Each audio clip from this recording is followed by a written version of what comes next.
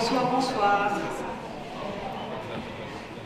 Alors, on va démarrer la table ronde transition énergétique à l'enjeu européen, mais tout d'abord, pour vous présenter les intervenants de cette table ronde, je vais donner la parole à Adrien Santelman, qui est élève de première ES.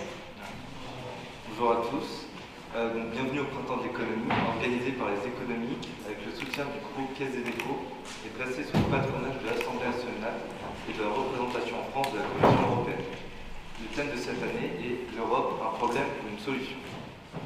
La table ronde d'aujourd'hui est organisée par le groupe Caisse des dépôts et par la Fondation Croissance Responsable.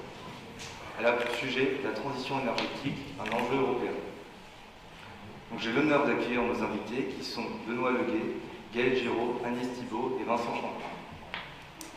Monsieur Giraud, spécialiste en économie mathématique, vous êtes directeur de recherche au CNRS, membre du Centre d'économie de la Sorbonne, du LabEx Réfi et de l'École d'économie de Paris. Vous êtes expert au sein du Comité pour le débat national sur la transition écologique. Vous enseignez actuellement dans plusieurs universités, dont Paris 1, Panthéon-Sorbonne. Monsieur Champlain, vous êtes économiste et avez débuté votre carrière au ministère des Finances. Vous rejoignez en 2009 le cabinet McKinsey où vous dirigiez des projets de développement de la performance et de la stratégie. Puis en 2012, vous êtes recruté par l'entreprise General Electric en tant que directeur des opérations en France. En parallèle, vous co-présidez aussi l'Observatoire du long terme. Madame Thibault, économiste de formation, vous avez débuté à la Commission européenne en juillet 2009 à la Direction générale entreprises et industrie. Depuis février 2010, vous avez rejoint l'unité 1.1, coordination de la politique énergétique de la Direction générale énergie. Vous avez étudié les sciences économiques à l'Université Paris-Dauphine, où vous avez obtenu votre doctorat de sciences économiques en 1998. Monsieur Leguet, vous dirigez l'équipe de recherche du CDC Climat, focalisée sur les outils économiques pour la transition vers une économie sobre en carbone. Vous accompagnez depuis 2002 les décideurs publics et privés sur la compréhension des enjeux liés à la transition vers une économie décarbonée et la mise en place de politiques publiques et d'outils économiques. Vous enseignez l'économie du changement climatique dans plusieurs formations de 2e et 3e cycle. Depuis 2008, vous êtes également membre du comité de supervision de l'article 6 du protocole de Kyoto, comité dont vous avez assuré la présidence en 2010. Vous êtes depuis 2012 membre du comité scientifique de la Fondation Good Planet. Donc merci. Je vous prierai de bien vouloir éteindre vos téléphones portables afin de bien profiter du bon déroulement du débat. Et je passe donc le micro à Alexandra Ben Saïd, journaliste à France Inter, dont on connaît la célèbre émission On n'arrête pas l'écho, et aujourd'hui modératrice de cette table ronde.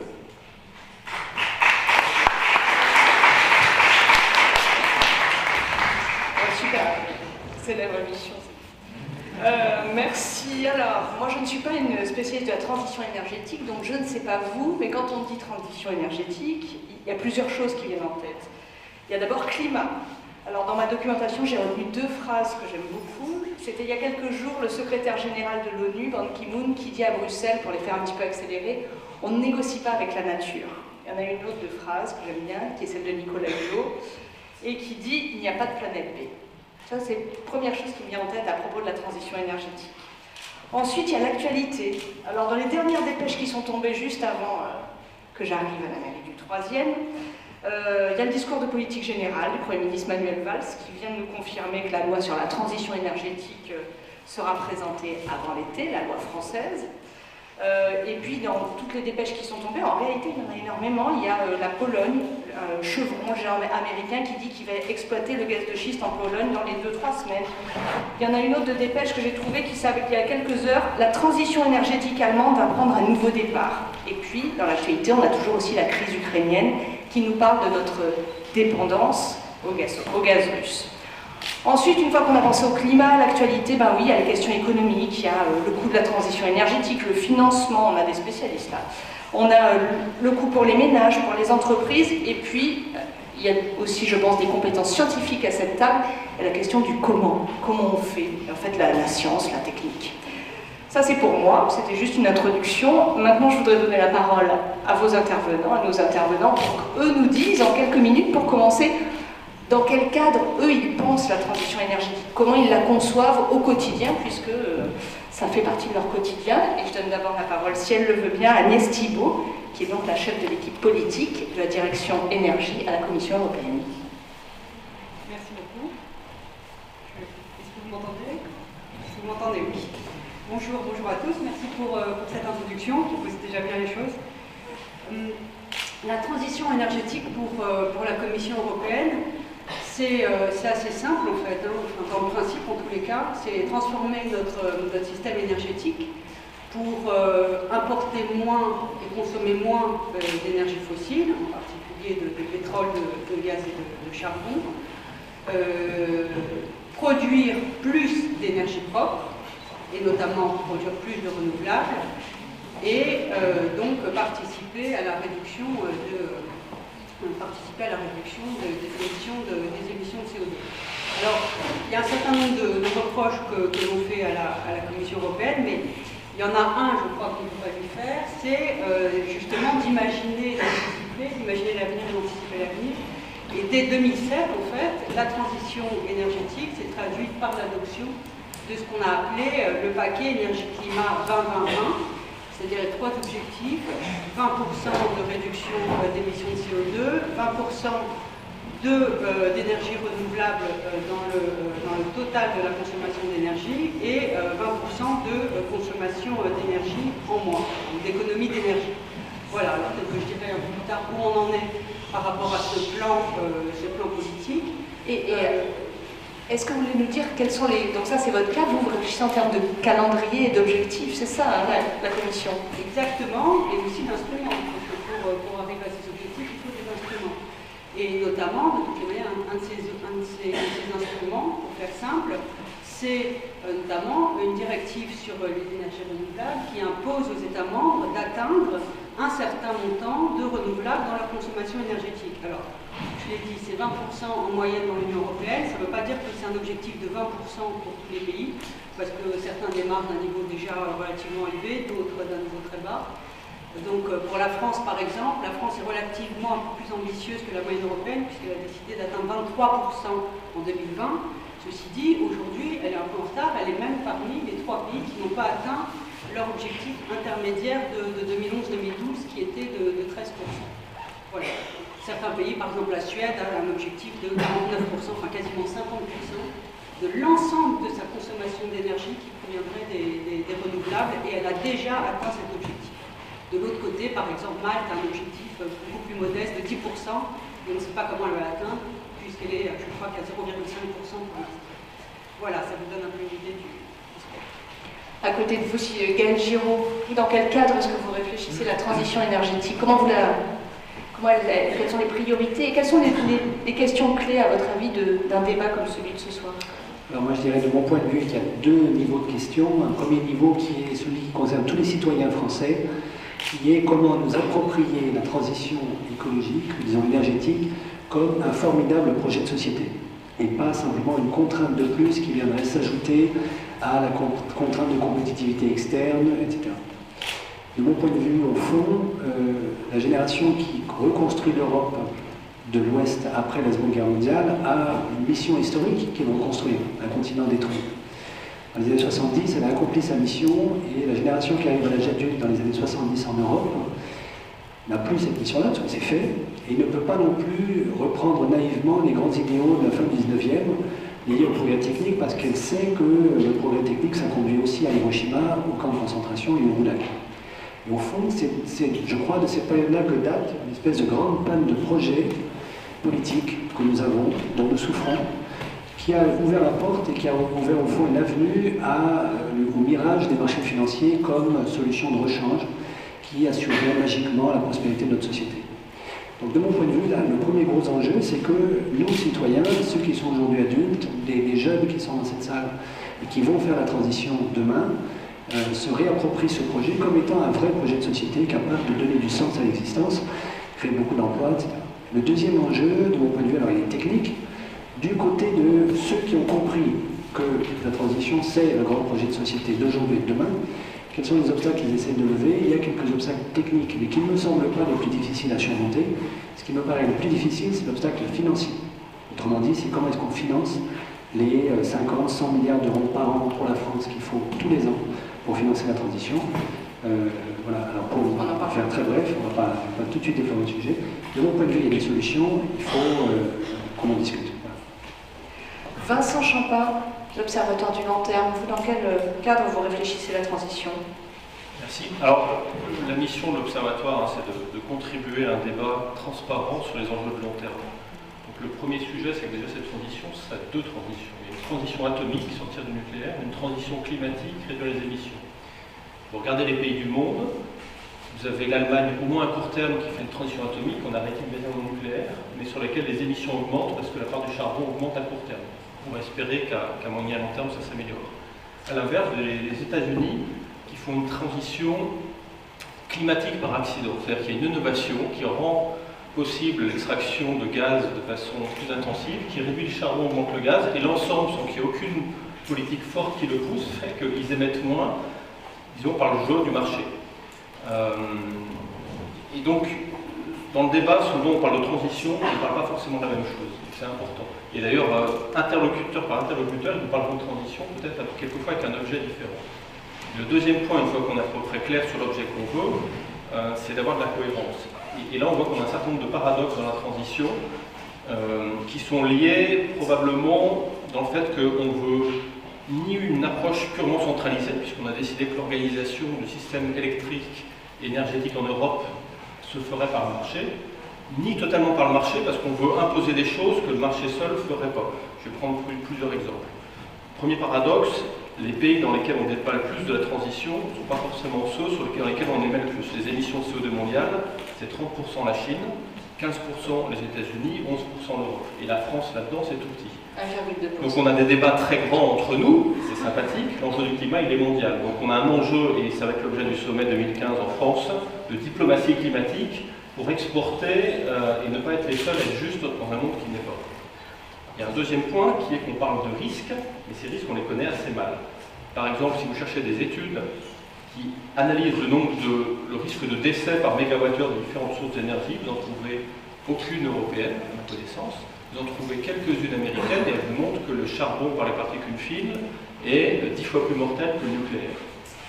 Ce qui veut dire que si vous prenez des décisions sur le mix énergétique au nom du risque de vie, c'est quand même pas mal d'avoir analysé un peu, enfin de le faire pas totalement dans le brouillard. Donc il y a un double brouillard qui est, un, ces études n'ont pas forcément été faites, deux, il n'y a pas vraiment de débat public, donc les gens auxquels on demande de voter sur des programmes sont même extrêmement mal informés.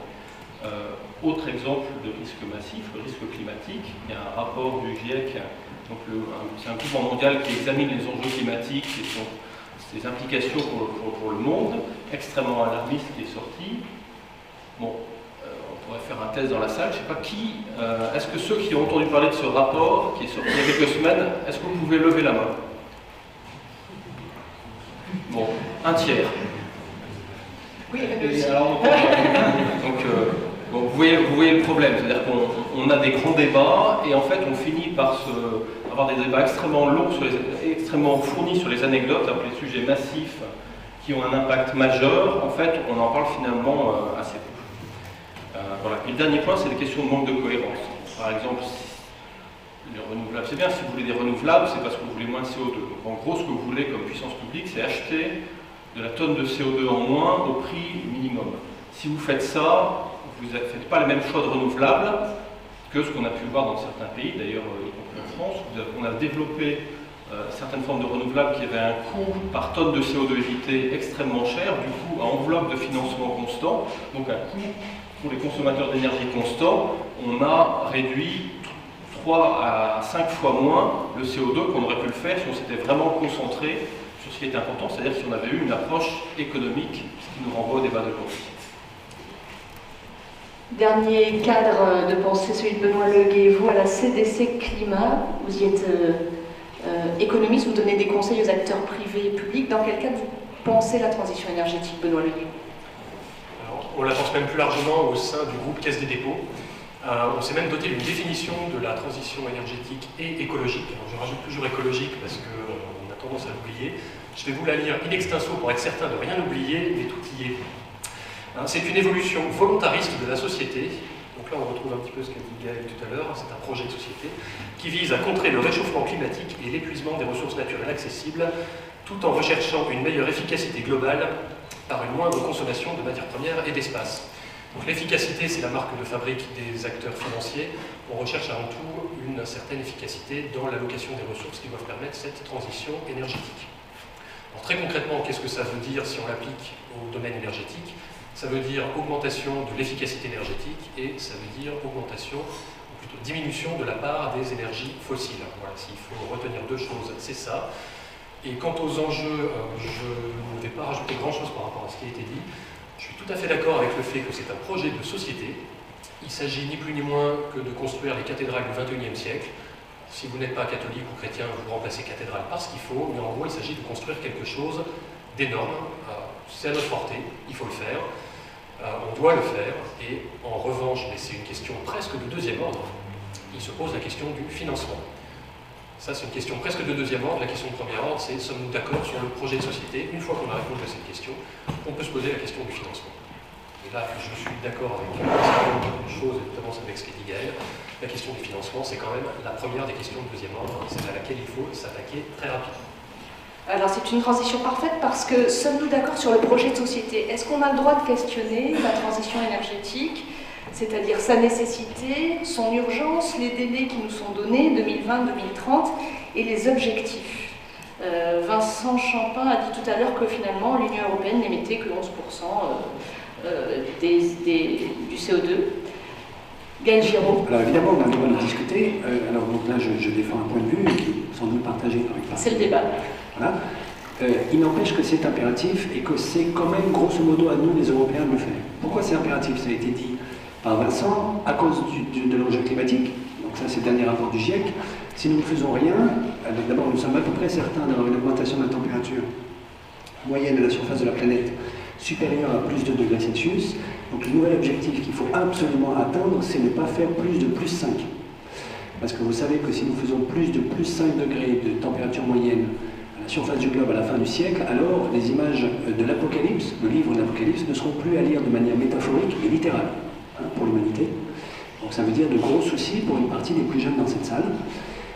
Voilà. Et deuxièmement, évidemment, et donc ça faisait partie de la définition de Benoît, la raréfaction des ressources naturelles. Donc ça, c'est tout le thème, si vous voulez, du pic du pétrole, pic de toutes les ressources naturelles. J'allais dire quasiment indépendamment de la question très temporaire et quasiment accessoire du point de vue du gaz de schiste et du pétrole de schiste. Donc ça fait deux impératifs majeurs pour lesquels il faut le faire. Après, il faut en discuter quand même parce qu'il y a mille manières de la faire, cette transition. L'an dernier, il se trouve qu'il y a eu un comité national du débat pour la transition, dont j'ai fait partie, qui a répertorié pas moins de 12 scénarios possibles seulement pour la France. Donc ça veut dire qu'il n'y en a pas qu'un, il y a 12 feuilles de route au moins possibles. Quand vous dites scénario, ça veut dire qu'on répertorie des mix différents, voilà. Qu'est-ce qu'il y a dans les mix énergétiques différents et des étapes différentes. En gros, vous avez 4 grandes familles qui se distinguent par la place du nucléaire dans le mix final à hauteur de 2030-2035, par la vitesse à laquelle on y arrive, etc. Bon. Qui d'autre sur ce sujet? Oui, peut-être Agnès Thibault. Oui, pour dire plusieurs choses. Alors d'abord, c'est vrai que l'Europe, c'est pas effectivement, enfin dans le groupe des pays mondiaux, c'est certainement pas nous qui polluons le plus, et on a pas mal réduit d'ailleurs nos émissions, puisque l'objectif d'ailleurs de 20% de réduction des émissions de CO2 d'ici 2020 devrait être dépassé, on devrait réduire nos émissions de 24%. Donc la crise a eu un rôle et la diminution de l'activité économique, etc. Mais ce qui est important de comprendre, c'est que si on a un accord, et là c'est on fait des discussions cette année jusqu'à 2015, si on a un accord au niveau européen et si on arrive déjà à se mettre d'accord à 28 sur un nouvel objectif et qu'il a n'est plus pour 2020 mais pour 2030, on a proposé une réduction de 40% des émissions de gaz à effet de serre d'ici 2030, parce que c'est, paraît-il, l'étape intermédiaire pour arriver à un objectif plus lointain en 2050 de quasiment une décarbonisation totale d'un système énergétique. Et si nous arrivons à un accord, et le Conseil européen s'est réuni il y a 15 jours et s'est engagé à prendre un accord d'ici le mois d'octobre prochain, pour qu'ensuite il puisse y avoir un accord international à Paris en 2015, puisque là, il y aura une conférence internationale qui s'appelle la conférence des parties à Paris en 2015. Donc ça c'est important, j'irai peut-être l'Europe a effectivement un poids relativement réduit dans les émissions, mais en tous les cas un poids politique certainement important. Peut-être ce que je voulais aussi ajouter, c'est que transition énergétique, ça n'a pas forcément effectivement le même sens dans tous les pays de l'Union européenne, parce que la transition énergétique en Allemagne, effectivement, c'est par exemple de supprimer le nucléaire et de passer à beaucoup plus de renouvelables. Et puis en attendant, comme ça coûte très très cher, et finalement il y a une abondance sur les marchés mondiaux de charbon, liée à la révolution du gaz de schiste aux États-Unis, les Allemands se mettent à réutiliser leurs centrales à charbon pour produire de l'électricité. Donc ça va à l'encontre des objectifs climatiques. Cette sortie du nucléaire pour l'Allemagne, ce n'est pas le choix de la totalité des pays de l'Union européenne. Et vous avez 14 États membres qui non seulement produisent de l'électricité à partir du nucléaire, mais continuent à investir dans le nucléaire. Et alors, en dehors des questions évidemment de sécurité, ça pose, et c'est là où la Commission et l'Union européenne interviennent avec des règles de sécurité extrêmement strictes. Mais l'Union européenne n'intervient pas dans la définition du mix énergétique des États membres. C'est à eux de choisir. Et après tout, le nucléaire participe aussi à la production d'électricité à bas carbone. Gaël Giraud. Vous voulez rajouter un mot? Oui, prenez la parole, je vous en prie. Oui, d'accord. Je vais rajouter un mot sur la question de, au fond, est-ce que c'est à nous les Européens de le faire, puisque nous ne sommes pas les premiers pollueurs de la planète, ce qui est vrai. La réponse, de mon point de vue, et c'est quand même à nous de le faire pour la raison suivante, c'est que la transition, ce formidable projet de société, comme l'a dit Benoît, ça suppose de très bons ingénieurs. Parce que c'est quand même un problème technique. Il faut rénover thermiquement les bâtiments, et rénover ce bâtiment, imaginez ce que ça veut dire, c'est quand même compliqué. Il faut avoir la main-d'œuvre qualifiée. Bon. Donc il faut de très bons ingénieurs. Et il faut par ailleurs une population très éduquée. Pourquoi est-ce qu'il faut une population très éduquée? À cause de ce qu'on appelle l'effet rebond. C'est-à-dire à cause du fait qu'au fur et à mesure que nous faisons des progrès dans l'usage de l'énergie, eh bien, nous gaspillons ces progrès en étant de plus en plus gourmands dans notre propre consommation d'énergie. Exemple, la voiture. Les voitures que nous avons aujourd'hui sont beaucoup plus efficaces dans l'usage qu'elles font de l'énergie qu'elles consomment que les voitures des années 50. Il n'empêche qu'en moyenne, elles consomment à peu près la même quantité d'énergie que dans les années 50, parce qu'entre-temps, on les a bourrés de gadgets complètement inutiles, mais qui nous paraissent indispensables à l'existence. Donc ça, c'est l'effet rebond. Pour pouvoir mener à bien la transition énergétique correctement, il faut une population éduquée qui est capable de surmonter la tentation de l'effet rebond. Et au fond, si vous mettez ensemble ces deux critères, des ingénieurs, de très bons ingénieurs et une population éduquée, vous comprenez qu'il n'y a que deux régions au monde qui sont capables de la faire, cette transition, c'est le Japon et l'Europe. Pourquoi est-ce que c'est dans leur intérêt? Parce qu'au fond, la région qui se lancera en premier, si elle le fait bien évidemment, si elle ne le fait pas à la manière de l'Allemagne aujourd'hui qui est en train de se planter quand même globalement, si elle le fait bien, elle pourra ensuite transférer au reste du monde le savoir-faire qu'elle aura acquis dans ce qu'elle aura fait. De cette manière, nous pouvons devenir aujourd'hui en Europe les leaders de la transition et modestement apprendre au reste du monde à la faire ensuite. Donc vous avez l'espoir d'entraîner les États-Unis et la Chine, si l'Europe s'y met. Vincent Champin, qui va rebondir. En fait, ça pose deux belles questions philosophiques. Première question philosophique, est-ce qu'il faut viser à l'égalité de revenus ou l'égalité de patrimoine? En gros, est-ce qu'il faut regarder, est-ce qu'il est juste de regarder la quantité d'émissions que fait la Chine ou l'Europe, ou est-ce qu'il faut aussi regarder le stock d'émissions d'un Européen ou d'un Chinois? Si vous prenez la deuxième mesure, les Chinois vous disent, attendez, vous faites votre phase industrielle, vous en avez bénéficié, donc laissez-nous un peu rattraper. Donc il va y avoir des négociations, d'ailleurs les négociations qui aura lieu à Paris, qui sera l'un des sommets qui suivent Kyoto, dans lequel les États vont se retrouver et essayer de fixer des cibles aux uns aux autres. Ils vont avoir des discussions de ce type-là pour essayer de fixer quelque chose qui est juste. La contrainte étant que le pays qui refuserait de prendre quelque chose de juste serait en gros Chem d'un nem, c'est-à-dire qu'il serait désigné à la vindicte populaire comme étant le vilain petit canard. Donc il y a une première question, c'est un peu plus compliqué que les chiffres que j'avais donnés. Si vous regardez ce qui est juste à faire comme effort, on peut considérer que les gens qui vivent mieux, vous avez dans certains pays du monde des gens qui ont du mal à manger à leur faim, à se loger, à s'habiter, on peut considérer qu'ils fassent un peu moins d'efforts que nous. Ça se conçoit. Donc de ce fait-là, c'est normal qu'on soit exemplaire. Il y a une deuxième question philosophique, c'est comment être juste dans un monde qui ne l'est pas. Donc, est-ce qu'on peut être plus soucieux du climat dans un monde où des tas de gens ne le sont pas? L'une des façons de faire, c'est d'être assez vertueux en ce qui nous concerne, d'avoir des dispositifs aux frontières qui évitent qu'on perde en compétitivité par rapport aux pays qui ne le sont pas, donc c'est la question de la taxe sur le carbone importé, et puis d'essayer de convaincre, alors par la technologie, par le transfert de technologie, ou par la diplomatie climatique, les autres pays. Et ça sera vraiment l'autre enjeu qui va se jouer en France, qui est un enjeu mondial qui va se faire en France. Donc je vous invite à aller manifester devant le siège de l'UE. Non, ce ne sera pas ça sera en juillet. En décembre 2015. Au Bourget, voilà. À manifester devant le Bourget pour exiger des objectifs plus ambitieux. Et entre-temps, pour les 2 tiers qui n'ont pas lu le rapport du GIEC, moi, je vous invite à au moins lire la dépêche qui fait 2 pages et qui mérite vraiment d'être connue. Benoît Leguet. Peut-être un petit complément pour savoir si est-ce qu'on doit faire la transition énergétique. Je vais vous faire une réponse de Normand, ça dépend, plutôt une réponse d'ingénieur. Ça dépend. Il faut poser dans ce cas l'autre question, est-ce qu'on est prêt à vivre dans un monde avec plus 5 degrés? Voilà. Si la réponse à la première question, enfin la question est-ce qu'on est prêt à vivre dans un monde avec plus 5 degrés est oui, dans ce cas, pourquoi faire une transition énergétique? C'est pas très évident. Plus 5 degrés, alors pour ceux qui ont fait quelques études en physique ou autre, c'est pas anodin, c'est pas simplement une différence été hiver ou jour-nuit. Plus 5 degrés en moyenne, c'est un changement d'air climatique. Ce qui veut dire quand même, moins 5 degrés, on sait ce que c'est. En gros, c'est le minimum interglaciaire, donc ça veut dire des mammouths à Paris, et puis de la glace à Londres. C'est pas tout à fait le même monde dans lequel on vit. Donc plus 5 degrés, je vous laisse imaginer ce que ça peut être. Voilà, donc la question, je la renvoie presque au public en disant, est-ce que vous êtes prêt à vivre dans un monde à 5 degrés? Si, comme moi, vous n'êtes pas tout à fait prêt à vivre dans ce monde à 5 degrés, qui suppose également des coûts, vous vous dites, en calculateur très rationnel, on va peut-être essayer de dépenser un petit peu pour éviter des coûts futurs. Et donc, dans ce cas, la question de la transition énergétique reprend de sa superbe. On se dit, ah tiens, on peut peut-être essayer d'éviter, j'aime pas le mot catastrophe, mais en tout cas d'éviter d'exacerber un certain nombre de problèmes auxquels les populations futures pourraient être confrontées. Et ce qui aurait des impacts économiques directs, en termes de perte de PIB, etc. Pour faire ça, on peut se dire, alors évidemment, l'Europe, c'est 12% des émissions de gaz à effet de serre, à quoi beau? Et puis en plus, les émissions de demain, c'est pas en Europe. Les émissions de demain, c'est en Chine, c'est en Inde, etc. Donc c'est là-bas qu'il faut faire des choses.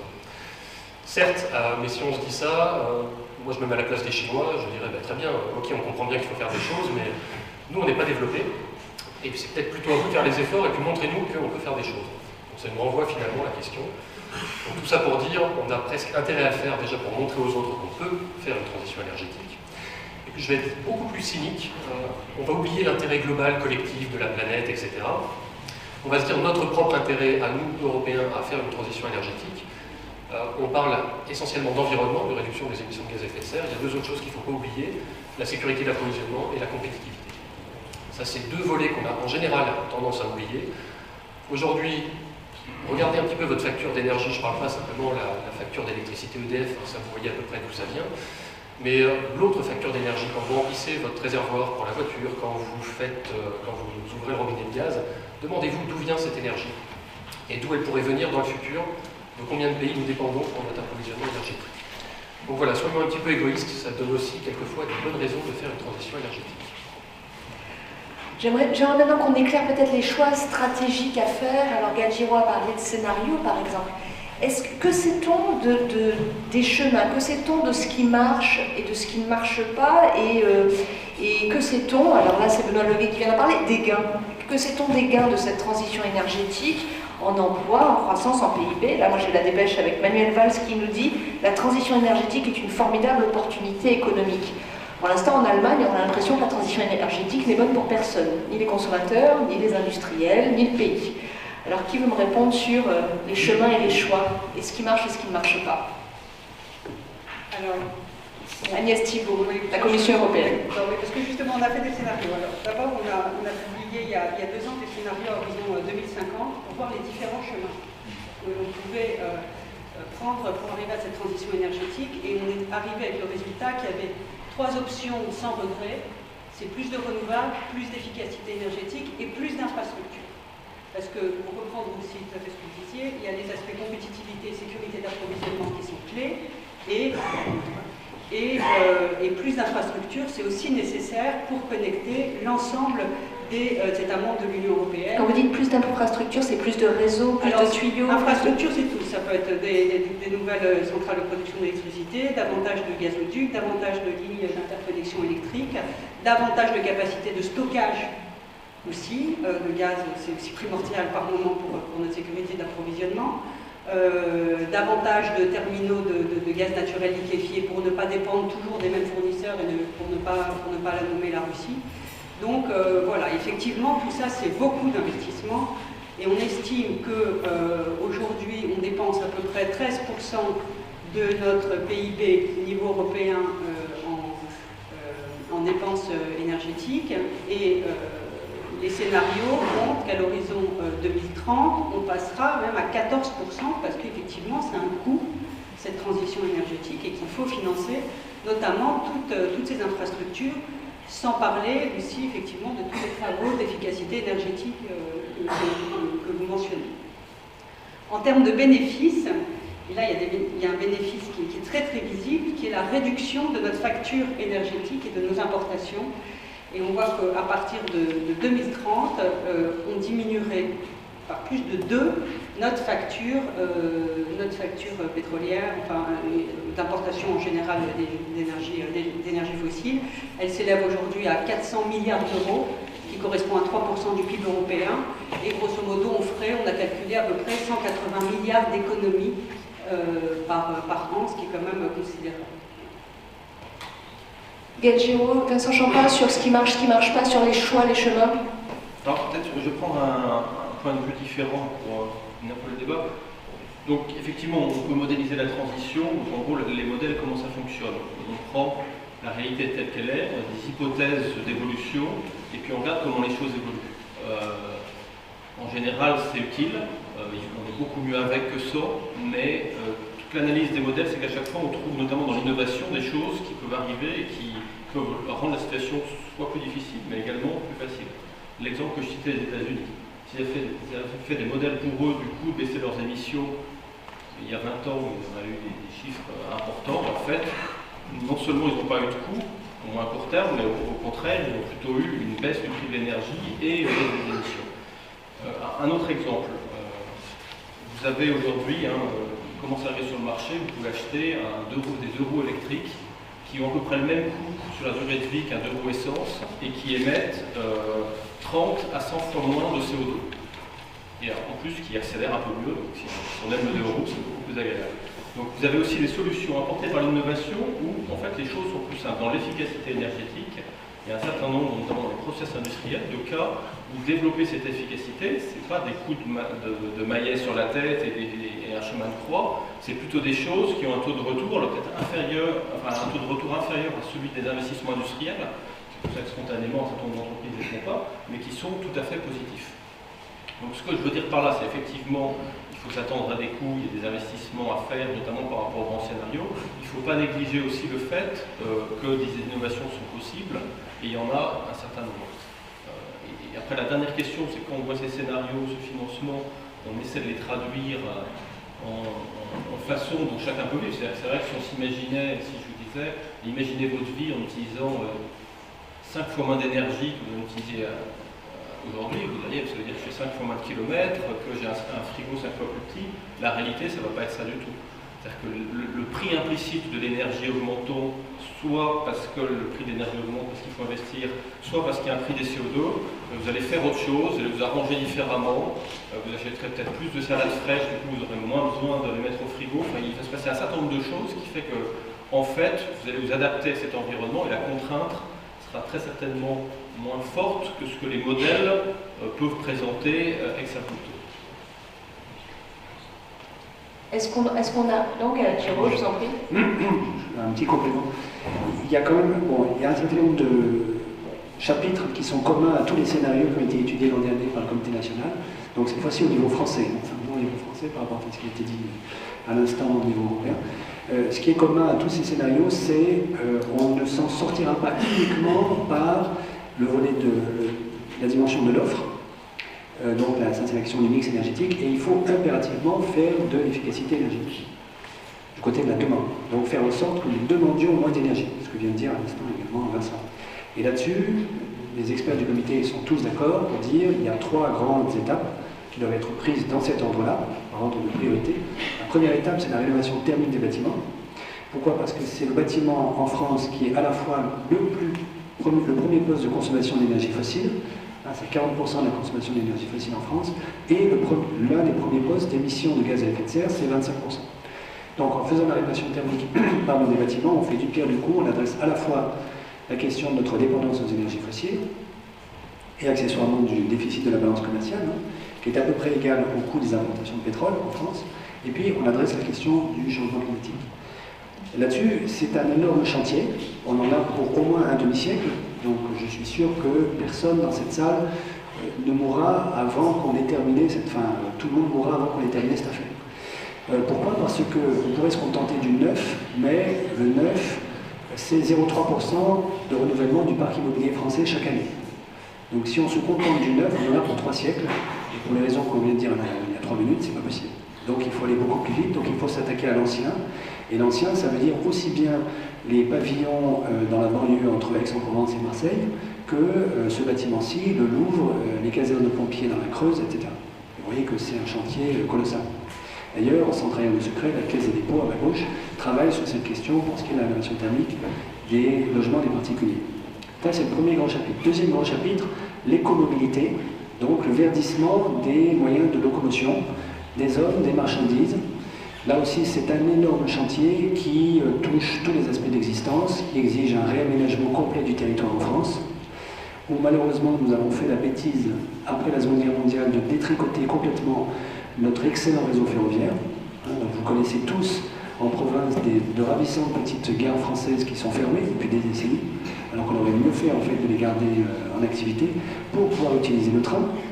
Et donc ce deuxième chapitre, ça veut dire grosso modo beaucoup moins d'avions, beaucoup moins de voitures à moteur à explosion, beaucoup plus de trains partout où c'est possible, et de la voiture électrique partout où c'est possible. Je simplifie, mais vous voyez qu'en termes d'aménagement du territoire, ça suppose de repenser complètement notre aménagement. Il y a un certain nombre d'urbanistes qui travaillent à ces questions et qui imaginent, qui espèrent, disons, un paysage français d'ici quelques décennies avec des petits centres urbains très denses, de manière à profiter des économies d'énergie du fait que vous avez des centres urbains très denses, donc c'est votre voisin qui vous chauffe, avec beaucoup de transports publics, du vélo, plus du tout de voitures dans les centres urbains. Ces centres urbains entourés par de la polyagriculture avec des circuits courts. La nourriture étant acheminée dans les gares en centre-ville. Et les centres urbains étant même reliés par du train ou du car quand on ne peut pas mettre de voie ferroviaire. Au passage, vous imaginez, ça va être l'occasion pour nous de nous livrer à notre sport national favori, qui est de nous disputer pour savoir si la ligne de chemin de fer doit passer par telle commune ou telle autre. Mais ça, on aime faire et ça nous occupe. Donc ça, c'est le deuxième grand chapitre. Le troisième grand chapitre, c'est le verdissement des processus industriels et agricoles. Au fond, c'est le moins urgent parce que c'est celui qui est le moins consommateur aujourd'hui, à la fois d'énergie fossile et le moins producteur de gaz à effet de serre. Pourquoi? Parce qu'au fond, le secteur industriel européen a déjà entamé la transition, heureusement, dans les années 80, à la suite des 2 chocs pétroliers des années 70. Le chef d'entreprise, très échaudé par l'augmentation du prix du pétrole, se sont dit on ne nous y reprendra pas une 3e fois. Donc ont déjà entamé d'une certaine manière, discrètement, la transition du secteur productif industriel européen vers moins de dépendance à l'égard du pétrole. Ce qui fait que, fort heureusement pour nous aujourd'hui, ce 3e chapitre est le moins urgent. Pourquoi je dis heureusement? Parce que c'est le plus compliqué en réalité, dans la mesure où c'est celui qui nous expose à la question lancinante de la compétitivité extérieure. Parce que les bâtiments, eux, ne sont pas soumis à cette question, le transport non plus, dans la mesure où les bâtiments qu'il s'agit de rénover, c'est les bâtiments en France, c'est pas en Chine, c'est pas les ouvriers des bâtiments chinois qui vont le faire, et le train, c'est du train en France également. Alors, si je comprends bien, on a un consensus à cette table. Oui, la transition énergétique, c'est un enjeu européen. Il y a consensus là-dessus, sur les objectifs. On entend qu'il y a une question d'offre et de demande. Donc, dans l'offre, il faut faire moins d'énergie carbonée, donc mettre plus d'éolien, plus de solaire, peut-être plus de nucléaire pour ceux qui le choisissent. Et puis, dans le fait de baisser la demande, on entend rénovation thermique. On entend écomobilité, verdissement du processus industriel, et tout ça, je me tourne donc vers quelqu'un qui pense, je crois, les outils économiques, et tout ça, ça se finance. Donc Benoît Leguet, est-ce que je fais bien de me tourner vers vous pour parler des outils économiques, de combien ça coûte, et de qui va payer, et de comment on va payer? Je ne sais pas si vous faites bien, mais je vais essayer de répondre à cette question. Alors, il y a des chiffres qui ont été avancés, il me semble par Gaël, 50, 100 milliards d'euros par an en France. Alors, je vais faire un scoop que je vous réserve. Ces 50 à 100 milliards d'euros par an ne vont pas venir des coffres de l'État. Ça va venir essentiellement du secteur privé, c'est-à-dire vous, moi, les industries, etc. Alors la question, maintenant la question à 100 milliards d'euros, c'est comment est-ce qu'on fait pour mobiliser le capital privé. Alors qu'est-ce qu'on entend par capital privé? C'est la capacité d'investissement, c'est la capacité d'épargne. Tout ça, c'est du capital privé qui peut aller vers la transition énergétique. Parce que finalement, quand on dit la France émet, alors aujourd'hui on est à 500 millions de tonnes de CO2 équivalent par an, c'est un aimable raccourci pour dire les acteurs économiques présents en France émettent 500 millions de tonnes équivalent CO2 par an. La France n'émet rien, c'est les acteurs économiques présents sur le territoire français qui émettent. Donc la question, comment est-ce qu'on fait pour attirer du capital privé là-dessus? Alors je vais vous donner un exemple que j'espère assez concret. Un petit retour d'expérience qu'on a fait, un projet qu'on a mené en 2008-2012 en Champagne-Ardenne. Alors si vous allez dans cette superbe région, c'est une grande plaine et vous verrez, il y a une industrie très particulière qui est la déshydratation de luzerne. Alors voilà, regardez ça, c'est très bucolique, il y a des petits panaches qui s'échappent des industries, des déshydratrices de luzerne. En fait, on passe la luzerne dans des fours, on la déshydrate et on fait des petits bouchons de luzerne, un petit peu comme les bouchons pour la nourriture des hamsters, et ça sert à nourrir le bétail. Super, mais très consommateur d'énergie, et pas de peau. Les déshydrateurs utilisaient essentiellement du charbon. Pourquoi? Parce que c'est pas cher. Alors, la Champagne-Ardenne, c'est une région où il y a plein de bois, mais sauf que les déshydrateurs de luzerne disaient « Ah mais oui, mais il n'y a pas d'offre, parce que finalement, même s'il y a le bois qui est là, on n'y a pas accès. » Et la filière forestière disait « On voudrait bien structurer la filière, mais il n'y a pas de demande. » Bon, à ce compte-là, on peut se regarder longtemps en chien de faïence, il ne se passe rien. Qu'est-ce qu'on a fait? On a utilisé un dispositif pas très connu du protocole de Kyoto. Vous savez, c'est un accord lointain qu'on a signé au Japon en 1997. On a utilisé un dispositif pas très connu qui donnait un prix au CO2. Et en faisant ça, on a permis aux acteurs privés de financer des choses élémentaires. Changer leur système de combustion pour pouvoir brûler une partie de biomasse dans le charbon, voire passer complètement à de la biomasse. Utiliser des systèmes d'efficacité énergétique en entrée, c'est-à-dire faire déshydrater la luzerne en utilisant le soleil, plutôt que les brûleurs. Alors c'est bête, mais il faut simplement quelqu'un avec un tracteur qui s'amuse à faire des andins et à retourner de la luzerne. Ben oui, donc il faut un tracteur et un gars dessus qui s'amuse à retourner les andins. C'est bête, mais il faut le faire. Et quand je vous passe les détails, il y avait après toute la structuration de la filière forêt-bois derrière. Là, ce qu'on a contribué à faire très modestement, c'est à structurer cette filière forêt-bois et donc, d'une part, à faire passer les luzerniers à la biomasse. La bonne nouvelle, c'est que maintenant, ils ont pris goût à la chose et ils sont en train de contribuer à la structuration de la filière forêt-bois dans la région. Donc on a un petit projet super sympa qui, on espère, va faire effet d'entraînement dans la région. Initiative très concrète, très champêtre, on va dire, avec une toute petite chose, un prix du CO2. Donc là, c'est la puissance publique qui, quelque part, a donné un prix au CO2. Les acteurs privés ont su s'en saisir et transformer ça en opportunité. Pour ceux qui connaissent la filière de la luzerne par ailleurs, c'est pas une filière qui est au milieu de sa forme économique. Donc pour eux, c'était presque une condition de survie à long terme que de passer à la biomasse. J'espère qu'ils auront réussi, en tout cas on verra dans quelques années s'ils ont réussi à passer ce cap un petit peu difficile. Et on espère que le carbone les aura aidés à passer ce cap. Donc voilà, ça c'est illustratif, la chose à faire, mobiliser le capital privé. Et la question pour les pouvoirs publics, c'est pas tellement de sortir de l'argent de ces coffres, c'est plutôt mobiliser ces capitaux privés et ces initiatives privées. Les acteurs économiques sont quand même ceux qui, en général, savent le mieux combien ils émettent, bien mieux que les pouvoirs publics, et comment ils peuvent réduire. Un autre éclairage peut-être sur l'investissement, la rentabilité, enfin tout ce problème de Vincent Champagne, l'Observatoire du long terme. Je pense que sur ces sujets-là, en fait, il y a deux grands modes d'organisation de la vie en collectivité. Il y a un mode centralisé, où vous décidez du haut, puis vous demandez aux gens de faire, vous distribuez les tâches. Il y a un mode décentralisé, où vous les laissez libres, vous les confrontez à des prix, et puis ils réagissent au prix. Donc il y a une partie de ces investissements, bon, les investissements annuels en France, hein, ce qu'on appelle, l'INSEE appelle la FPCF, ça fait 400 milliards par an. Donc on voit que chaque année, pour des raisons diverses et variées, on met 400 milliards sur la table pour des tas de choses. Hein. C'est un boulanger qui achète un four, c'est vous qui achetez une voiture, voilà. Bon. Et vous le faites pourquoi? En fonction de prix. Par exemple, je vais donner un exemple très précis. On a, il y a quelques années, augmenté le prix de l'excès de vitesse. C'est-à-dire qu'on a mis des radars automatiques qui faisaient que ça devait être plus difficile de passer entre les mailles. Donc ça, c'était juste avant qu'il y ait les anti-radars sur téléphone. Mais il y a eu une petite période dans laquelle vous avez vu immédiatement l'impact. Pourquoi? Parce que les gens réagissent à des prix.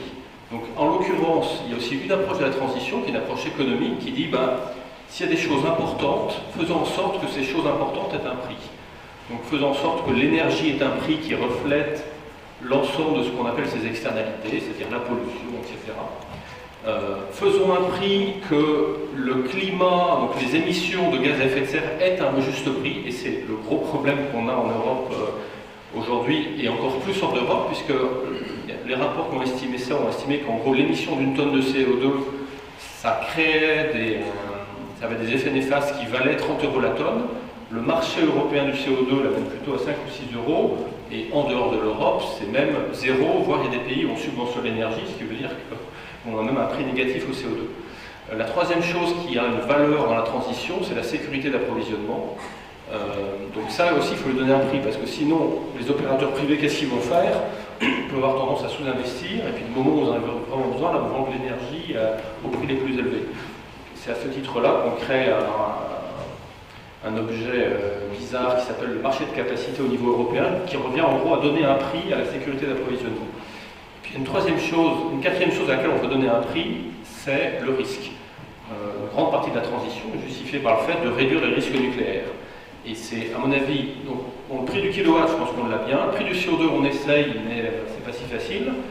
La capacité, on a vu le sujet, on va créer, on verra comment ça marche. Le prix du risque, là, on est vraiment très mauvais, c'est-à-dire qu'il n'y a même pas une étude sérieuse qui, regardant les différentes énergies, explique comment on peut faire les choses. Du coup, vous avez des choses assez contre-productives. Hein. Le plus dangereux en termes d'énergie par mégawattheure, c'est le charbon. En tout cas, dans des études que j'ai vues, il y en a peut-être d'autres, et ça serait bien qu'il y en ait, mais en tout cas, ça vous crée 10 fois plus de morts par mégawattheure que le nucléaire. Historiquement, en tenant compte de toutes les catastrophes qu'on connaît. Et or, vous avez dans un certain nombre de pays pour le monde des transitions qui consistent à enlever du nucléaire pour mettre du charbon à la place, donc en termes de bénéfices pour l'intérêt général, c'est pas forcément sûr. Et d'ailleurs, c'est pour ce quatrième aspect des risques qu'on peut être le moins dans une logique de marché. Parce que vous n'allez pas voir EDF en disant, écoutez, c'est simple, le mort, ça coûtera 1,5 million, donc maintenant, faites les investissements que vous voulez, et nous, on viendra vous facturer. Probablement sur le dernier, il y aura probablement une approche beaucoup plus de régulation, de contrôle, une approche économique qu'on peut beaucoup plus appliquer sur les 3 premiers domaines. Je voudrais donner la parole à Agnès Thibault, peut-être sur cette question de... Parce que c'est vous qui parliez des réseaux, des infrastructures à financer. Donc là, on a parlé de la luzerne qui était claire. Mais si on va sur les les grosses factures, il faudra payer les gros investissements, le point de vue des 28. Alors justement, en fait, je ne sais pas si vous le savez, mais le budget de l'Union européenne se négocie par tranche de 7 années. Donc tous les 7 ans, on reprogramme le budget pour les 7 ans à venir. Et donc là, on a programmé pour la période 2014-2020. Et pour la première fois, il y a un budget de l'énergie qui est plus important, nettement plus important que ce qu'il était auparavant, et qui est divisé en différents chapitres. Il y en a un qui fait partie de ce qu'on appelle les fonds structurels, qui, pour faire simple, souvent finalement ont été mobilisés pour les régions d'Europe les moins favorisées. Là aujourd'hui, c'est pour l'ensemble des régions d'Europe. Et il y a 23 milliards d'euros qui sont alloués à l'efficacité énergétique, les renouvelables, le transport urbain durable, enfin tous ces aspects-là qui sont développés. Et puis, ce dont vous parlez, effectivement, il y a un poste spécifique pour les interconnexions et pour les infrastructures, et c'est 5 milliards d'euros. Alors, c'est pas gigantesque, c'est même nettement inférieur à ce que la Commission européenne avait proposé au départ. On avait proposé 9 milliards d'euros, puis vous savez, ensuite, il y a une négociation avec les États membres. Évidemment, la France, pour l'instant, lobby agricole est certainement mieux organisé et continue à défendre la politique agricole commune. Donc voilà, il y a peut-être quand même des messages à se faire passer pour que le budget de l'Union européenne, qui n'est pas si élevé dans l'ensemble, hein, c'est que 20% du PIB environ, soit davantage consacré à ces dépenses qui sont vraiment stratégiques pour l'avenir. Alors il faut voir effectivement que ce sont aussi des budgets qui vont servir d'effet de levier. Hein. C'est ce que vous disiez, pour mobiliser de l'investissement privé. Voilà. Et en dehors aussi des aspects purement budgétaires, en particulier pour effectivement accélérer tous ces investissements dans les infrastructures, il y a une liste prioritaire de projets d'intérêt commun qui a été adoptée par la Commission Et l'idée là aussi, c'est non seulement d'aider au financement, mais de pouvoir accélérer les procédures. Parce que quand un projet d'infrastructure touche 2 pays, c'est pas très simple pour que les pays se mettent d'accord. Et donc, il faut aussi créer des espèces de guichets uniques pour faciliter les prises de décision. Voilà. Gaël Giraud, et si je peux me permettre, si on veut donner la parole à la salle, on peut se donner encore 10 minutes, et puis donner la parole à la salle. Bref, Gaël Giraud. Non, mais de nouveau les compléments par rapport à ce qui a été dit, à quoi je souscris très largement. Sur la question des prix, donc Vincent y a fait allusion, mais je suis renchéri parce que ça me paraît très très important.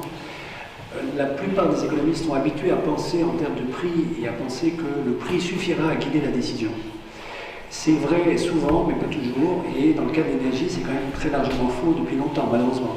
Le prix du carbone, ça a déjà été dit, le prix de la tonne de carbone sur le marché du carbone est beaucoup trop faible par rapport à la valeur sociale, le coût social de l'émission de la tonne de carbone. Au fond, ça, les économistes le savent bien, le marché internalise très très mal les externalités négatives induites par la production de gaz à effet de serre. Il y a un autre aspect toujours sur le prix qui est, et là aussi Vincent y a fait allusion discrètement, qui est les subventions incroyables qu'un certain nombre de pays accordent à un certain nombre d'énergies fossiles. Et là, je pense quand même très fortement aux États-Unis. Vous savez que le prix du gaz mondial est en train de baisser en ce moment, mais au fond parce que le gaz américain, le gaz de schiste, est subventionné par l'administration américaine. Pourquoi l'est-il? Essentiellement pour pouvoir tuer le marché, récupérer un certain nombre d'industries qui vont s'installer aux États-Unis. De ce point de vue-là, j'espère, c'est une perche que je tends à Moïse de gauche, j'espère que l'Union européenne n'est pas naïve sur ce type de stratégie commerciale des États-Unis. Il y a un deuxième aspect dans la question des calculs de rentabilité de la transition. Donc il y a le prix aujourd'hui du carbone, par exemple. Il y a la question du taux d'intérêt auquel on évalue la rentabilité d'un projet. Alors c'est un immense débat, beaucoup d'économistes y travaillent.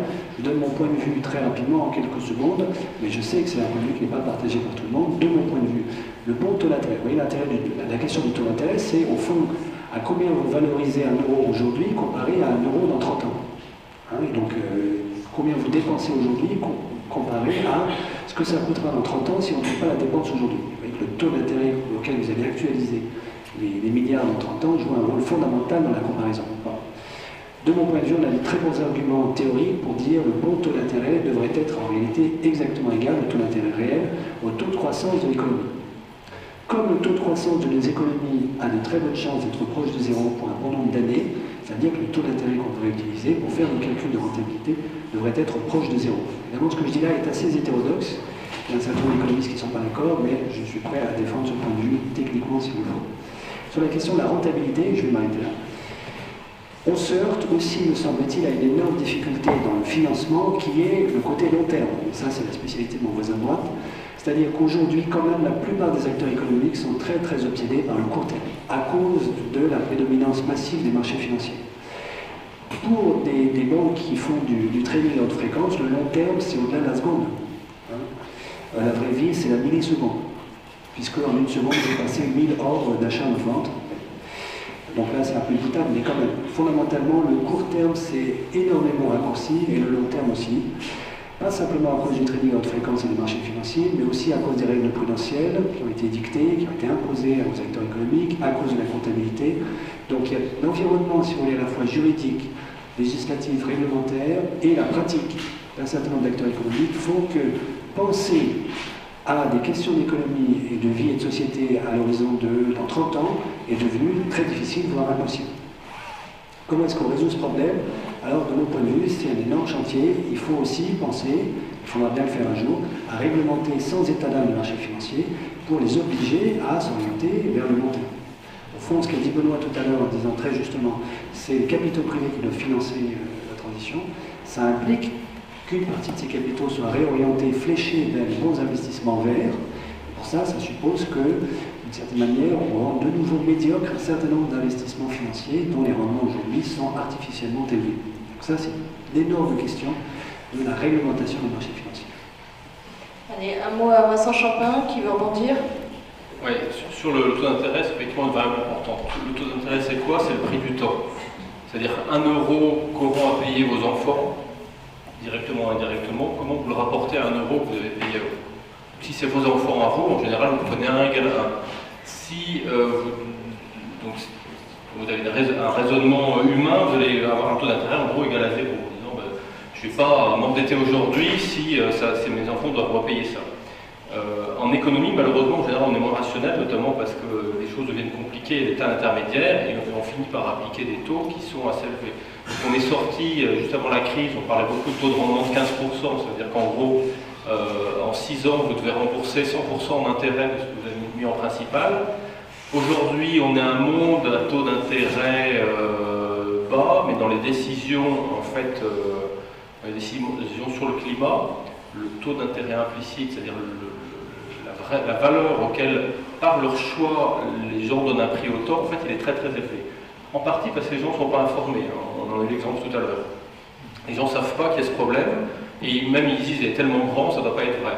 Mais aussi parce que, en fait, il y a une espèce de dichotomie, et bon, le marché a beaucoup de bénéfices, mais comme disait un philosophe, il plonge toutes choses dans les eaux glacées du calcul égoïste. C'est-à-dire que le fait de mettre trop les choses dans le marché, en fait, on oublie cette notion d'empathie que j'ai évoquée tout à l'heure. Il faut un peu d'économie, c'est le seul bon outil quand même que les gens réagissent. Souvent, le marché ne va pas lui-même produire les bons prix, donc il faut lui imposer des prix. Par exemple, le CO2, le marché ne fixe pas de prix. Donc si vous ne vous dites pas, bah non, quand tu émets une tonne, c'est 30 €, et puis je vais te la taxer, il ne se passe rien. En revanche, attention, et c'est vrai dans le climat, si vous êtes trop dans l'économie, ça devient une chose froide, et l'empathie, qui est la seule vraie raison de faire des choses, disparaît.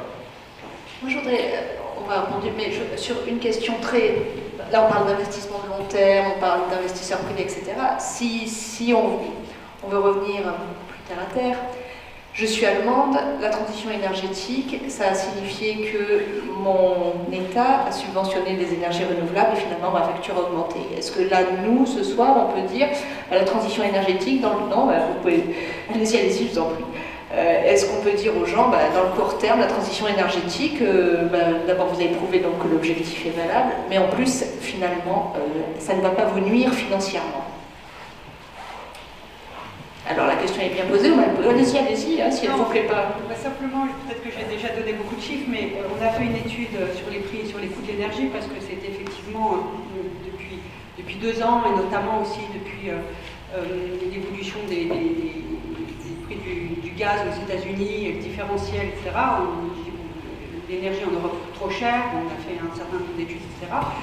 Et en fait, on a vu que le prix, quand on regarde le prix de l'électricité payé par les ménages dans les différents pays de l'Union européenne, en moyenne, le coût des renouvelables, c'est entre 6 et 7% dans le prix final. Mais évidemment, ça varie selon les pays. En Allemagne, c'est nettement plus élevé, c'est 16%. Mais il semble que jusqu'à présent, les ménages allemands ont accepté ce choix politique. Hein, c'est important de le signaler.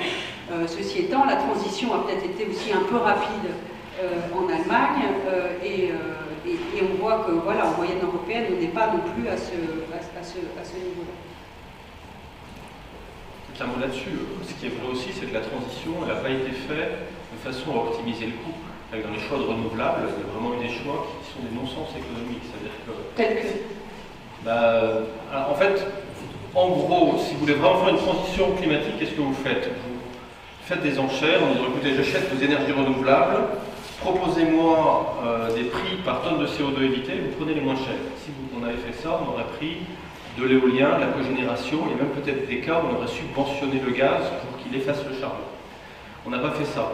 On a développé, et alors, ça c'est ce que vous faites pour acheter tout de suite, et puis quand même il faut investir sur le long terme.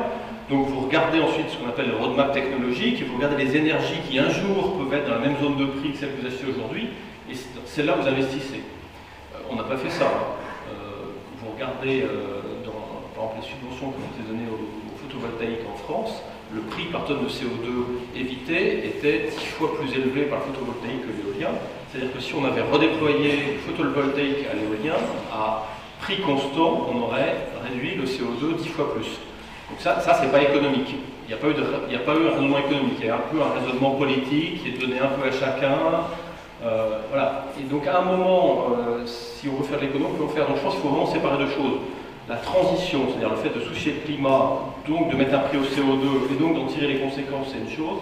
Ensuite, il y a une exécution politique, donc je dirais que, disons, elle n'a pas été complètement parfaite et la majorité du surcoût qu'on voit aujourd'hui vient, je pense, de mauvais choix économiques et pas uniquement du meilleur coût qu'on aurait pu obtenir si on s'était focalisé sur la transition à un coût optimal. Est-ce qu'on reste là-dessus? Est-ce qu'on donne la parole à la salle? Oui. Voilà. Alors, je ne sais pas où est le micro, je ne sais pas s'il y a un micro. La transition énergétique ne se fera pas sans l'éducation. Ce qui est prévisible, d'après des études de CNRS, que j'ai assisté, en gros, en voyant très large, 2100, ça sera 70% de solaire. Je n'entends pas en France, dans l'éducation en tout cas, parler d'énergie hydrogène, fil à combustible. On n'est pas dans une éducation à ce point. Donc je voulais savoir, entre autres, on a aussi des énergies distribuées. Il y a quelques jours, le gouvernement chinois est venu en France.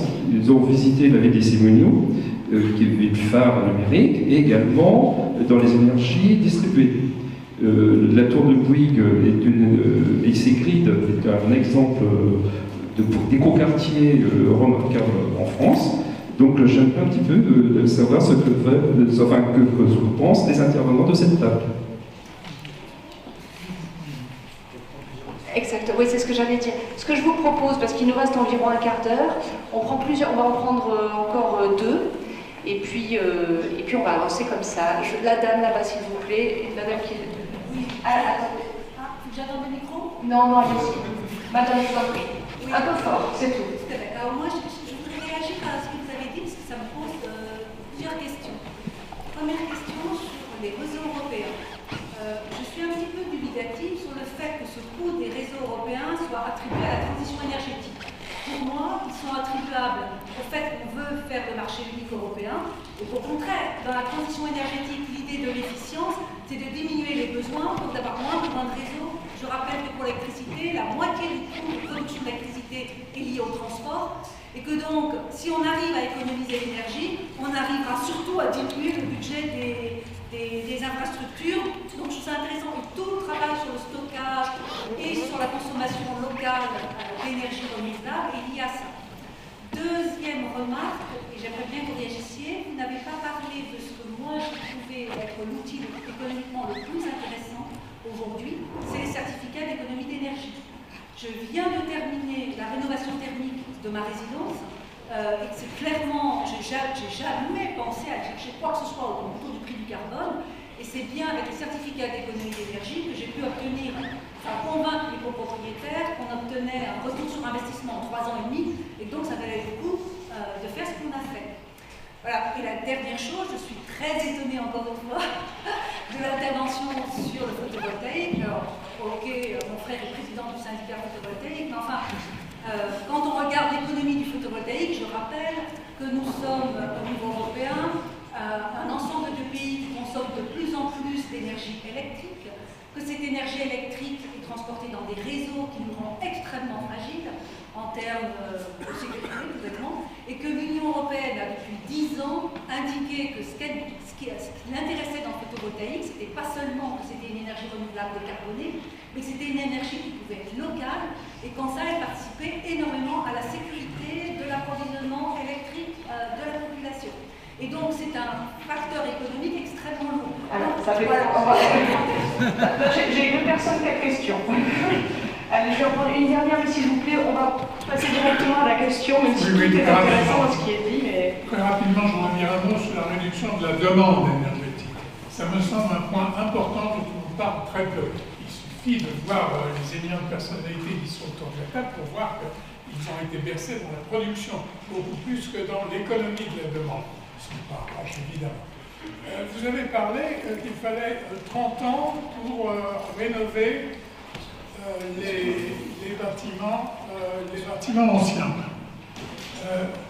Vous avez oublié qu'avec 3 millions de chômeurs, on pourrait peut-être lancer des plans de formation professionnelle et se mettre au travail sérieusement, comme Madame nous a cité un exemple, pour rénover en 10 ans l'essentiel des bâtiments. Et ne me parlez pas de tout, de choses comme ça, c'est pas une question de coût, c'est une question de survie. L'autre question, en ce qui concerne la demande, c'est de constater que ça n'a rien à voir avec les problèmes internationaux. On ne va pas expliquer aux Chinois comment on fait pour réduire leur demande énergétique. On s'en fout et eux, ils se moquent de notre avis. Réglons les choses. Mais réglons les choses chacun chez nous.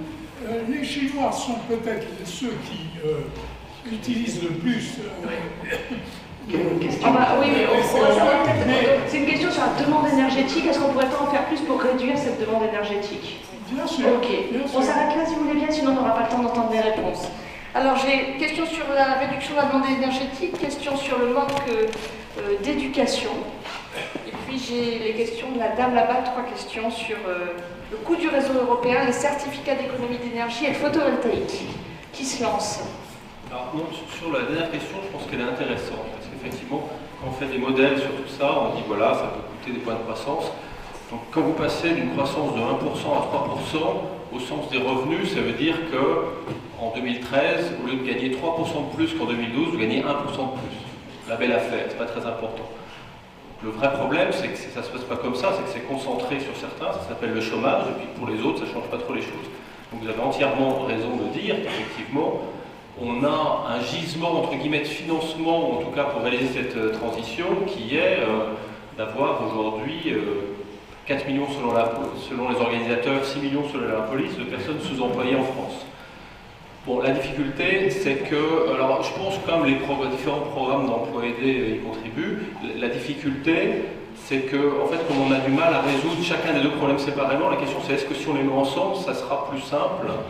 En théorie, ça devrait l'être. En pratique, c'est difficile à mettre en œuvre. Enfin, ça mènerait un débat un peu loin, mais enfin, vous avez raison sur le principe. Il y a des problèmes compliqués. Enfin, donc, le premier sujet qui est les emplois aidés, effectivement, on pourrait les réorienter, et je pense que ça doit être le cas en partie. L'autre cas qui est en fait de créer de la demande, je pense que derrière tout ce qui est évoqué, derrière l'innovation, c'est aussi une création d'emplois. Après, attention, le chômage français vient en partie du fait, à chaque fois d'avoir cherché en tout cas en partie d'avoir cherché des solutions non économiques à un problème qui était en partie d'un mauvais design économique de l'ensemble. Donc plus on rajoute de choses qui l'éloignent de l'économie, moins on risque de résoudre le problème. Et sur le photovoltaïque, je donnerai juste des chiffres. J'ai fait le calcul. Donc au tarif de rachat actuel, le coût par tonne de CO2 évité du photovoltaïque sur bâti, c'est 380 € la tonne. Du photovoltaïque bâti grande taille, 180 € la tonne. De l'éolien onshore, c'est-à-dire l'éolien terrestre, 50 € la tonne. Et la cogénération au gaz, 60 €. Alors, ça veut dire qu'il y a d'autres éléments à mettre en compte, et puis il faut peut-être effectivement raffiner ce calcul en regardant d'autres bénéfices, mais à un moment, il faut quand même faire de l'économie, parce que si vous ne faites pas de l'économie, vous allez avoir moins d'impact pour le même coût. Agnès Thibault, peut-être sur les certificats d'économie, non, vous voulez réagir sur... Plutôt sur la question de madame par rapport aux infrastructures et au réseau. Oui, au réseau, quand vous disiez que le développement des réseaux et des infrastructures en Europe ne répond pas à l'objectif de transition énergétique. Si, enfin, il y contribue, alors vous avez raison, il répond aussi à l'objectif d'achever le marché intérieur de l'énergie. Et en fait, si on prend, si vous voulez, les 3 grands objectifs de la politique énergétique qui sont inscrits dans le traité de l'Union européenne, c'est compétitivité, sécurité d'approvisionnement et durabilité, environnement, réduction de CO2. C'est ces 3 grands objectifs. Et effectivement, les différentes politiques que j'ai citées y contribuent. Maintenant, le thème de cette table ronde, c'est la transition énergétique, et j'ai parlé des infrastructures, parce qu'effectivement, pour développer les renouvelables, on a besoin d'infrastructures, que ce soit d'infrastructures de production d'énergie renouvelable, et donc on a parlé des différentes technologies, mais aussi de transmission et de distribution de l'électricité. Vous avez aussi raison de dire que la politique de développement des infrastructures dans l'Union européenne répond aussi à d'autres objectifs qui sont ceux de la compétitivité, de la sécurité d'approvisionnement, ô combien importante en ce moment. Benoît Leguet. Je voulais réagir sur 2 points. Le premier point sur la rénovation du bâtiment. Effectivement, il y a un sous-emploi en France, donc il n'y a qu'à, entre guillemets, mettre des gens au travail pour faire des bâtiments économes en énergie. Très bien. C'est pas si simple que ça, il faut quand même des architectes, il faut des ingénieurs, thermiciens, il faut des maçons qui sachent faire. Essayez de faire rénover votre maison. Je ne dis pas que c'est impossible, hein, il y a des exemples. Il faut quand même un petit peu de courage pour essayer de convaincre le maître d'œuvre du bien fondé de certains choix technologiques. Pour autant que le maître d'œuvre connaisse ces différents choix technologiques. Donc il y a un problème d'éducation, de formation. Quelque part, je parle en connaissance de cause, mon frère est architecte. Quand je lui ai dit, tu sais, il y a un enjeu de long terme, tout ça, il m'a dit, en gros, ça n'a aucun intérêt, des trucs écolos, voilà, ça n'a strictement aucun intérêt. Bon, ouais, la vraie bataille commence de l'intérieur, mais il n'y a pas que les architectes. Hein. Il y a les maçons, etc. Encore une fois, il y a tout un problème de formation. Et c'est pas parce qu'on aura fait sur le papier les meilleurs bâtiments pour économiser l'énergie qu'en vrai, ces bâtiments économiseront l'énergie. Si vous avez fait faire chez vous un diagnostic de performance énergétique et que vous avez une très mauvaise performance, mon meilleur conseil, c'est faites-le refaire par quelqu'un d'autre et vous aurez peut-être une meilleure performance. Ensuite, vous choisirez la meilleure des performances. Sur les certificats d'économie d'énergie, donc effectivement, voilà typiquement le type de politique qui permet d'attirer du capital privé vers des investissements vertueux, entre guillemets. Vous avez peut-être payé une partie de l'investissement, et puis il y a également une partie qui vous a été payée à travers les certificats d'économie d'énergie par, je ne peux pas donner de nom, mais par un fournisseur d'énergie quelconque. Ce fournisseur d'énergie n'a pas complètement payé puisqu'il a normalement rétrocédé ça sur les factures, enfin bref, sur d'autres personnes. Mais in fine, c'est bien du capital privé qui a payé la rénovation de votre maison, et c'est très bien. Voilà le type de politique qu'il est nécessaire de mettre en œuvre. Ça s'appuie bien sur une politique publique. Donc au niveau micro, dans votre cas, c'était peut-être très intéressant. Ensuite, il faut voir, est-ce qu'au niveau micro, sur beaucoup de propriétaires, est-ce que c'est intéressant? Et enfin, comme dans toute politique publique, il y a une question cruciale, est-ce qu'au niveau macro, c'est intéressant? Si vous avez fait une super bonne opération, mais qu'à côté, il y a 120 000 opérations qui ne se font pas, ça veut peut-être dire qu'il faut revoir la politique. En ce qui concerne les certificats d'économie d'énergie, j'ai pour ma part quelques doutes sur l'efficacité globale de la politique. Encore une fois, on ne demande pas aux politiques de faire bien du premier coup, mais on leur demande de s'améliorer petit à petit. Peut-être de la marge de manœuvre sur les certificats d'économie d'énergie. À commencer par l'unité de compte, le kilowattheure QMAC. Si vous arrivez à m'expliquer en 30 secondes ce qu'est un kilowattheure QMAC, je prends. Allez, moi je peux prendre une dernière question si vous voulez bien. Est-ce qu'il y en a une? Oui, un monsieur tout au fond. On va directement à la question, hein, si vous voulez. Directement. Enjeu européen, c'est politique. Je voudrais savoir votre opinion sur l'état de la politique européenne. Est-ce qu'il faut plus de politique européenne, plus de politique commune pour traiter ce sujet, ou est-ce qu'on peut se contenter de ce qu'il y a aujourd'hui? Agnès Thibault, la première, mais je suis sûre qu'il peut y avoir d'autres réactions. Je ne vais pas vous répondre non. Hein. C'est difficile. Oui, enfin, il en faut plus, de toute manière.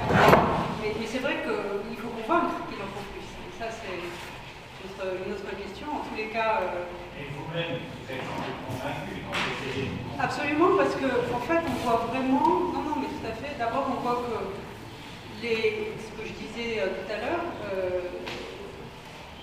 l'Europe propose des propositions et a des politiques de long terme, hein, ce qui n'est pas le cas dans tous les pays de l'Union européenne. En général, les gouvernements sont un peu portés par des politiques de court terme.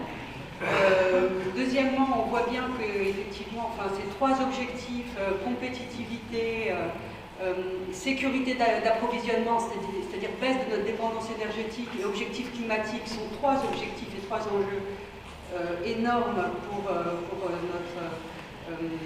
notre économie, et que des réponses européennes, pour l'instant, ont déjà montré leur efficacité. Voilà, je ne vais pas m'étendre trop sur la question, mais en tous les cas, il y a aussi des rendez-vous et des enjeux européens importants, puisque les chefs d'État et de gouvernement doivent maintenant se prononcer sur les nouvelles propositions qui sont sur la table pour 2030, hein, comme je le disais tout à l'heure, puisque les objectifs 2020, enfin, on y est presque, et pour les investisseurs 2020, c'est dans moins de 5 ans, donc il faut avoir aussi une visibilité un peu plus longue. Et puis, le grand débat aussi aujourd'hui, c'est vraiment la sécurité d'approvisionnement, comment réduire notre dépendance énergétique. Vous avez certains pays de l'Union européenne qui dépendent uniquement de la Russie pour leur approvisionnement en gaz. Et dans ces fameux projets d'infrastructure dont j'ai déjà parlé, l'idée c'est de les connecter à d'autres pays européens pour pouvoir diversifier leurs sources d'approvisionnement et donc ne pas se retrouver dans ni face à une pénurie, ni face à une une augmentation massive du prix du gaz. Voilà. Est-ce qu'il y a un peu plus de tiraillement avec la crise économique entre les 28 pour arriver à ça? Est-ce que la crise économique ne met pas un peu en péril en ce moment cette politique de transition? C'est pas tellement la crise économique, je dirais, c'est plutôt les choix énergétiques de certains États membres. Et c'est vrai que, par exemple, la Pologne, pour ne pas la citer, a une économie qui dépend énormément du charbon. Et donc pour elle, effectivement, changer et diminuer largement ça.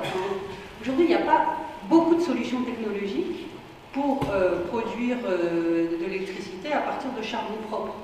On parle de différentes solutions, mais enfin, elles ne sont pas pour l'instant tout de suite mobilisables. Et donc, effectivement, le coût de la transition, enfin oui, c'est aussi votre question, le coût de la transition énergétique pour la Pologne est élevé parce que son économie est fortement dépendante du charbon. Donc, la Pologne et quelques pays voisins font partie des pays aujourd'hui qui freinent, alors qu'à l'inverse, effectivement, d'autres pays ont vraiment poussé pour qu'il y ait un accord dès le mois de mars, et ça n'a pas pu être possible. Gaël Giraud, vous vouliez réagir? Là, quand même, est-ce que l'Union européenne a initié ou cherché à développer, à faire plus propre, disons, l'utilisation du charbon, à en faire quelque chose de plus propre? Oui, alors... Là, la recherche, est-ce qu'elle a été développée, est-ce qu'elle a été initiée? Oui, là, il y a deux réponses à votre question. Il y en a une qui est, en fait, ça fait partie des instruments, mais moi, je ne suis pas trop rentrée dans ce détail-là, c'est votre première question, quels étaient les instruments pour... Je ne veux pas monopoliser la parole. Non, mais je vous en prie, c'est à vous qu'elle s'adresse d'abord. Ensuite, on donnera la parole à Gaël Giraud. Oui, dans les instruments pour cette transition énergétique, au tout début de conférence, j'ai dit qu'il y avait cette directive sur les énergies renouvelables, mais il y a aussi un instrument qui s'appelle les droits à polluer. Et chaque secteur industriel, on lui donne un certain nombre de droits à polluer. Il y a un marché de l'échange des droits à polluer. Et pour faire en sorte que justement, plus les entreprises et plus les secteurs émettent du CO2, plus ils soient finalement, entre guillemets, punis, en tous les cas, qu'ils aient à payer. Et donc c'est un instrument qui est censé être désincitatif. Le problème, c'est que finalement, avec la crise, il y a eu trop de droits à polluer sur le marché et que le prix de la tonne de CO2 a complètement chuté et cet instrument n'a pas été suffisamment efficace. Donc aujourd'hui, sur la table, il y a aussi une réforme de ce système-là pour que le prix de la tonne de CO2 retrouve des niveaux suffisants pour pouvoir être désincitatif. Et puis la deuxième réponse à votre question, c'est que oui, il y a des projets de recherche et des financements aussi européens pour ce qu'on appelle par exemple la technique de, je ne sais jamais en français, capture et captage de... Séquestration du carbone. Voilà, mais pour l'instant, il n'y a pas beaucoup de projets qui ont émergé. Allez, Gaël Giraud. Ouais, on s'approche de la fin. Oui, je voudrais revenir sur l'excellente question qui a été posée par la personne au fond, sur le volet politique du projet européen. Et alors là, peut-être qu'on va enfin trouver un sujet de désaccord autour de cette table, parce que jusqu'à présent, on est tous d'accord à peu près. Moi, je suis très inquiet sur cette question-là. C'est-à-dire, je suis fondamentalement pro-européen, mais je m'interroge beaucoup sur le volet politique du projet européen aujourd'hui, que je vois disparaître petit à petit. Non seulement il n'a jamais été très présent, c'est-à-dire qu'on n'a jamais construit en fait le pilier politique de l'Europe. On a construit un pilier économique, financier, monétaire, on n'a pas construit le pilier politique. Il n'y a pas de gouvernement européen politique, et il me semble que ce qui se passe aujourd'hui rend la possibilité d'un fédéralisme européen de plus en plus compliqué. J'y crois à titre personnel de moins en moins, je vois de moins en moins comment on pourrait réussir à fédérer le budget de la Grèce avec celui d'Allemagne aujourd'hui, vu ce qui se passe. À ceci, j'ajoute un point qui pourrait paraître apparemment loin du sujet, mais qui paraît fondamental, qui est la question du partenariat transatlantique. J'en profite, ça me prend 10 secondes, parce que je pense que c'est gravissime et qu'au fond, ça peut obérer complètement toutes les discussions que nous voulons avoir au niveau européen. Partenariat transatlantique, vous le savez sûrement, il s'agit d'un traité de libre-échange que nous sommes en train de négocier, que la Commission européenne est en train de négocier aujourd'hui avec l'Amérique du Nord, qui comporte un volet de défense des intérêts des investisseurs qui devrait permettre à un investisseur américain ou européen, une entreprise américaine ou européenne qui aurait investi en France par exemple, de traîner la France devant un tribunal si celle-ci avait la mauvaise idée de passer une loi qui nuise aux intérêts de l'entreprise.